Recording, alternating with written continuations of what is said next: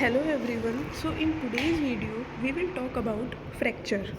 Fracture, उसकी classification, उसके types और रोल ऑफ फिजियोथेरेपी क्या होता है फ्रैक्चर के केस में। तो ये हमारा जो फ्रैक्चर टॉपिक है ये एक ऑर्थोपेडिक सब्जेक्ट है, उसके अंडर में आता है, ठीक है, क्योंकि बोन से रिलेटेड है। तो फ्रैक्चर होता क्या है? A fracture is a break in the continuity of a bone.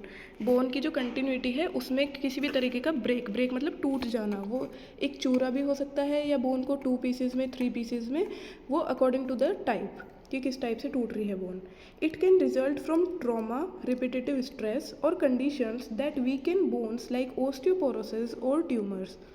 किस कारण टूट सकती है हड्डी? किसी चोट लगने के कारण, ट्रॉमा के कारण, एक्सीडेंट वगैरह में या कहीं गिर गए हो तो उसके कारण। रिपीटेटिव स्ट्रेस, बहुत ज़्यादा बोन के ऊपर कोई रिपीटेटिव स्ट्रेस हो रहा है तो उसके कारण भी टूट सकती है। या कुछ कंडीशंस होती है जिनके कारण हमारी जो हड्डियाँ होती हैं वो वीक हो जाती हैं। कंडीशंस जैसे कि ओस्टियोपोरोसिस या फिर ट्यूमर, बोन ट्यूमर। उस कंडीशन में क्या होता है, बोन हमारी वीक हो जाती है। बोन वीक हो जाएगी तो ज़्यादा प्रोन हो जाएगी टूटने में, फ्रैक्चर होने के केसेस में ज़्यादा ही प्रोन हो जाएगी बोन, तो उस केसेस में भी फ्रैक्चर होने के चांसेस हैं। बात करें क्लासिफिकेशन ऑफ फ्रैक्चर्स की, क्लासिफिकेशन मतलब एक तरीके से कैसे कैसे उसके टाइप्स को क्लासीफाई किया गया है।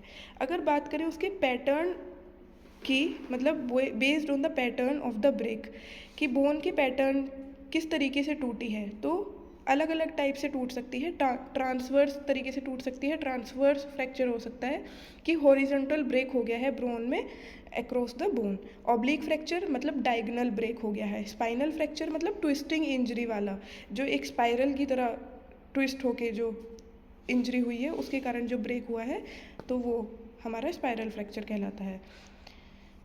कॉम्बिन्यूटेड फ्रैक्चर, बोन्स ब्रेक इनटू 3 और मोर फ्रैगमेंट्स, 2 से 3 से ज़्यादा फ्रैगमेंट्स में हड्डी का टूटना, उसको कहते हैं comminuted fracture. Green stick fracture, incomplete fracture common in children, मतलब कंप्लीट फ्रैक्चर नहीं हुआ है, ठीक है, इनकम्प्लीट फ्रैक्चर है और ये ज़्यादातर हमें ग्रीन स्टिक चिल्ड्रंस में देखने को मिलता है। Compression fracture, bone is crushed common in vertebra, bone का बिल्कुल चूरा हो गया है, अब ये नहीं देख सकते उसके कितने फ्रेगमेंट्स टूटे हैं, ठीक है, ज़्यादातर ये हमें वर्टिब्रा में देखने को मिलती है। Avulsion fracture, fragment of bone pulled off by a tendon और लिगामेंट।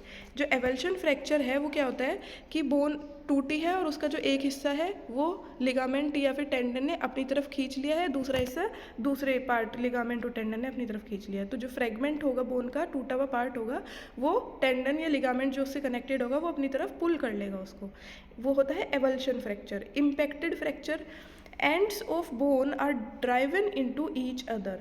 इम्पैक्टेड फ्रैक्चर में क्या होता है, जो बोन के एंड्स पार्ट होता है, जो बिल्कुल लास्ट वाला पार्ट होता है बोन का, वो एक दूसरे में ड्राइव हो जाता है। हेयरलाइन या स्ट्रेस फ्रैक्चर में जैसे बाल आ जाना, small crack due to overuse और रिपीटेटिव स्ट्रेस, हल्का सा क्रैक आना, या उसको कहते हैं, मतलब कंप्लीट फ्रैक्चर नहीं हुआ है वो और ना ही हड्डियाँ आपस में टूटी है, बस हल्का सा बाल आया है, हल्का सा क्रैक आया है एक तरीके से, ठीक है, तो उसको हेयरलाइन या फिर स्ट्रेस फ्रैक्चर कहा जाता है। Pathological fracture occurs in bones weakened by disease, किसी बीमारी के कारण हड्डियाँ कमज़ोर हो गई, उसके कारण जो फ्रैक्चर हुआ है वो हमारा पैथोलॉजिकल फ्रैक्चर है। जैसे कैंसर में या ऑस्टियोपोरोसिस की कंडीशन में जो फ्रैक्चर होता है उसे पैथोलॉजिकल फ्रैक्चर कहा जाता है।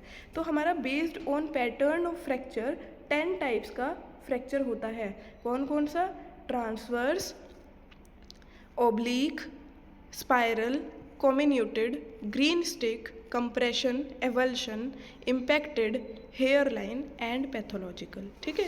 अब हम दूसरी क्लासिफिकेशन करेंगे बेस्ड ऑन स्किन इन्वॉल्वमेंट या फिर बेस्ड ऑन द ओपन है या क्लोज है इन्वायरमेंट के बेसिस पे, ठीक है। तो अगर क्लोज है तो उसे कहेंगे सिंपल फ्रैक्चर, ठीक है। क्लोज है मतलब कुछ भी स्किन इंटैक्ट है, कुछ भी स्किन में कुछ भी ऐसा कट वगैरह नहीं हुआ है, सिर्फ क्लोज अंदर ही अंदर हड्डी टूट गई है, ठीक है।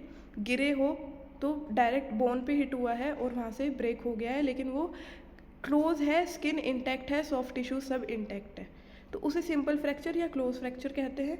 और बात करें ओपन फ्रैक्चर की, उसको कंपाउंड फ्रैक्चर कहते हैं। Bone breaks through the skin, higher infection risk, मतलब हड्डी टूट के स्किन वगैरह को चीर के पूरी बाहर आ गई है, ठीक है, जिसमें आपको हड्डी दिखने को मिल जाती है प्रॉपर, तो हमारा ओपन फ्रैक्चर होता है, कंपाउंड फ्रैक्चर होता है और इससे इन्फेक्शन का रिस्क भी बढ़ जाता है, तो दो तरीके के हो गए, बेस्ड ऑन पैटर्न और बेस्ड ऑन स्किन इन्वॉल्वमेंट। अब तीसरा टाइप की क्लासिफिकेशन है बेस्ड ऑन डिस्प्लेसमेंट। डिस्प्लेसमेंट का मतलब होता है खिसकना, एक तरीके से कि खिसकी है टूटने के बाद बोन या नहीं। तो नॉन डिस्प्लेस्ड फ्रैक्चर होता है और डिस्प्लेस्ड होता है। अगर नॉन डिस्प्लेस्ड की बात करें तो बोन एंड्स स्टे अलाइंड, मतलब बोन के जो एंड पार्ट है वो अलाइंड है, अपनी ही पोजीशन पे है, डिस्प्लेस नहीं हुए हैं। डिस्प्लेस्ड फ्रैक्चर में क्या होता है, bone ends are out of alignment, alignment से अलग हो गई है बोन के एंड्स, तो वो डिस्प्लेस्ड में आ जाएगा। अब बात करते हैं phases of fracture healing. Fracture healing के क्या क्या फेजेस होते हैं। तो पहला फेज़ है इन्फ्लामेटरी फेज़, जो कि 0 से लेके 7 डेज तक रहता है हमारा इन्फ्लामेशन जो रहता है, इन्फ्लामेटरी फेज़। इसके अंदर हीमाटोमा फॉर्मेशन हो जाती है, जैसे क्लॉटिंग, एक तरीके से खून जो है वो जमना शुरू हो जाता है और इन्फ्लामेशन रहती है। देन सेकेंड फेज़ है रीपेरेटिव फेज़, 1 से 6 वीक्स तक जो रहती है। Callus formation and early bone production, callus form होने लगती है वहाँ पे, तो वो रिपेरेटिव फेज़। तीसरा है रीमॉडलिंग फेज़, जिसको कई महीने या कई साल तक जो चलता है। Mature bone replaces the callus, मतलब वो कैलस का भी रिप्लेसमेंट होता है एक मैच्योर बोन से, कि वो पूरी एक शेप आना बोन को प्रॉपर। फ्रैक्चर के बाद जुड़ गई है वहाँ पे, लेकिन कैलस फॉर्मेशन हो गया है, लेकिन जब वो कैलस को जो हटने में टाइम लगता है ना, वो प्रॉपर शेप बोन को शेप लेने में, उसमें कई महीने लग जाते हैं, कई साल लग जाते हैं, तो उसको रीमॉडलिंग फेज़ कहा जाता है। अब सबसे इंपॉर्टेंट चीज़ है role of physiotherapy in fracture management. Fracture management में फिजियोथेरेपिस्ट का क्या रोल होता है। तो फिजियोथेरेपी के गोल्स क्या होंगे, to restore mobility and function. सबसे पहला फंक्शन जो होगा, गोल होगा, वो होगा उसकी मोबिलिटी को वापस लाना, उसके फंक्शंस को वापस लाना, पेन और स्वेलिंग को कम करना, ठीक है, prevent complications like stiffness, muscle atrophy and contractures. Mobility को रिस्टोर करना, पेन और स्वेलिंग को कम करना, जो आगे फर्दर कॉम्प्लिकेशंस ना हो, कि मसल्स जो है एट्रोफी में ना जाएं, स्टिफनेस ना बढ़े, कॉन्ट्रैक्चर्स डेवलप ना हो, तो उन सब चीज़ को भी प्रिवेंट करना, और जॉइंट में और बोन्स में एक स्ट्रेंथ और रेंज ऑफ मोशन लेके आना, इम्प्रूव करना।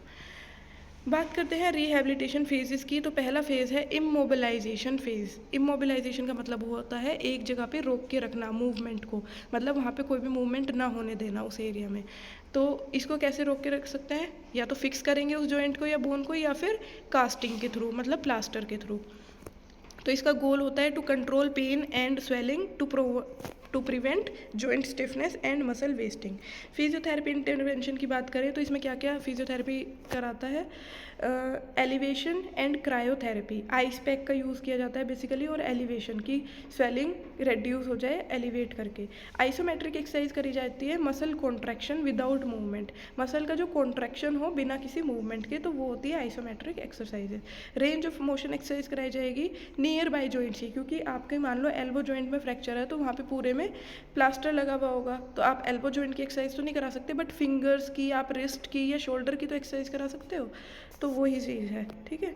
ब्रीथिंग एक्सरसाइज कराई जाएगी, अगर रिब केज का कोई फ्रैक्चर होगा तो उसमें हमें मेनली ब्रीथिंग एक्सरसाइज भी करानी पड़ेगी। ये था सब कुछ इमोबिलाइजेशन फेज, जब पूरा पूरा क्या कहते हैं मूवमेंट रोका हुआ है, कास्टिंग हो रखी है या फिक्सेशन हो रखी है। अब दूसरा है मोबिलाइजेशन फेज, कि अब हमें मूवमेंट कराना है, अब हमें आफ्टर कास्ट, जब प्लास्टर हट जाएगा या ब्रेस जो होंगे वो रिमूव हो जाएंगे या फिक्सेशन को हटा देंगे, तो एक तरीके से फ्रैक्चर अब स्टेबल है, अब वहाँ पे हम मूवमेंट करा सकते हैं, तो वो मोबिलाइजेशन फेज हो जाएगा। इसमें जो गोल होंगे वो होगा regain range of motion and strength. सबसे पहला गोल होगा कि रेंज ऑफ मोशन को वापस रीगेन करना है, स्ट्रेंथ को वापस लेके आना, कोऑर्डिनेशन को इम्प्रूव करना, ठीक है, ये सब इसके गोल होंगे।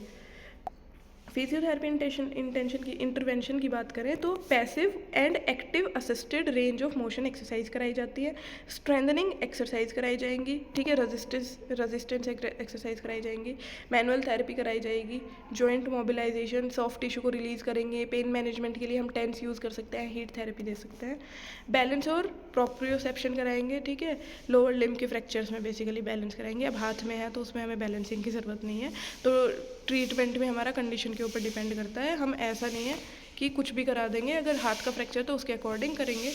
अब बात करें फंक्शनल ट्रेनिंग फेज़ की, तो उसमें क्या गोल्स होंगे।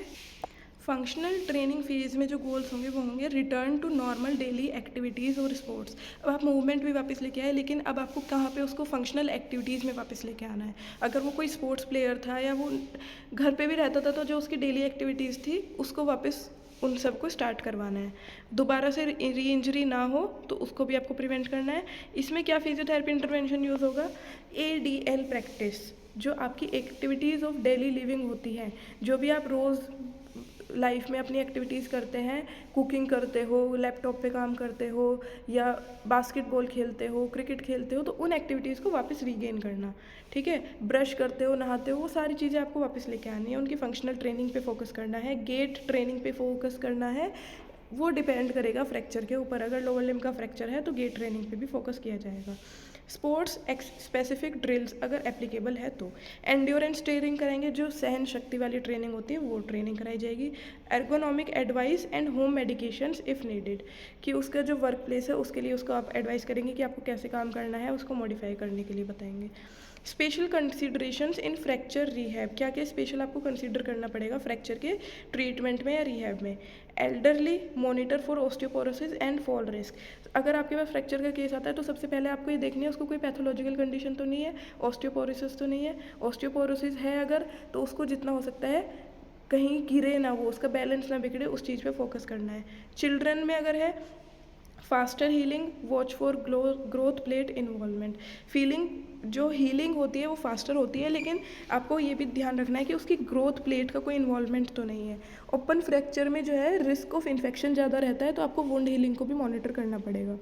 पोस्ट सर्जिकल में कोई नीलिंग वगैरह हुई है तो आपको सर्जन्स के प्रोटोकॉल को भी प्रॉपर रिस्पेक्ट करना पड़ेगा, उसकी भी चीज़ें देखनी पड़ेंगी।